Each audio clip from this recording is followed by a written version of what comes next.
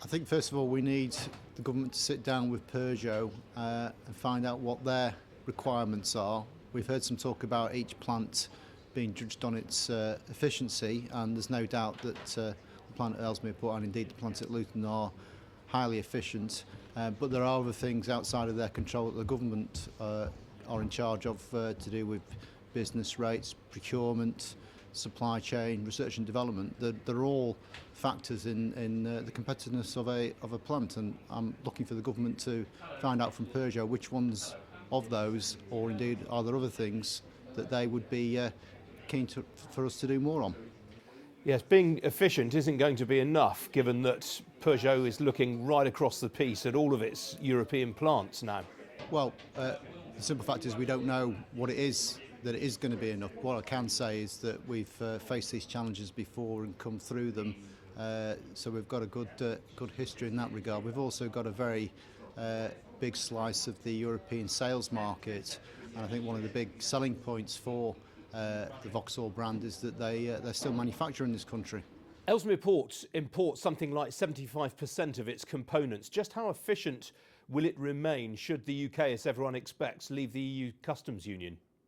Well, what we've been looking for some time is to get more of the components manufactured and supplied directly from the UK, so the customs union issue then becomes less of one. Certainly we don't want any situation moving forward where tariffs or other impediments are imposed that would stop the free movement of goods. Of course, Peugeot used to have an operation at Ryton in the Midlands. They closed that down a decade ago. Does Peugeot's track record in the UK give you cause for concern? Well, I think people are right to point to that, but we should also bear in mind that we've got new owners and new management now at Peugeot, different people involved to the ones who were involved in Ryton, and everything that we've heard so far has been positive in terms of their future intentions for the UK workforce. Clearly we need to judge them on their actions, not just their words though. The security of the plant looks reasonably safe until 2021, but obviously the decision on when the new Astra's going to be built is made in 2018, when we're going to be smack in the middle of negotiations following the triggering of Article 50. How worried are you about that? Well, the timing isn't great, but that was always going to be the case, regardless of who the owner was. I mean, the government have made it very clear they want to make a success of Brexit. For me, this is a real test of whether they're going to deliver on that.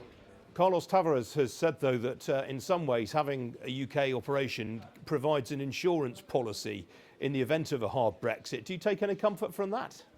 Well, it's an interesting way of looking at things, and I think it's fair to say that GM have actually imported a significant proportion of their continental-built vehicles to the UK in the past and continue to do so. So we're a big part of the market, so there is actually an incentive on both sides of the channel to get a sensible deal that doesn't block any movement of goods.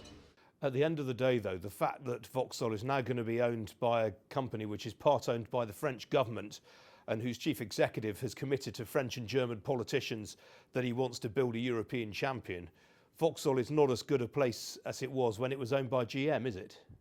Well, that's the challenge we've got as a country, and I think it's the challenge that we're laying down to government. I know that the workforce in Ellesmere Port and Luton will do their bit to make sure the plants are competitive as possible. It's up to government then to deal with the political machinations and make sure that we are in the best place possible so that we continue to manufacture it. I think it's a really important part of UK industry, and once it's gone, it's gone. So there can be no underestimation of the need for the government to act very strongly on this.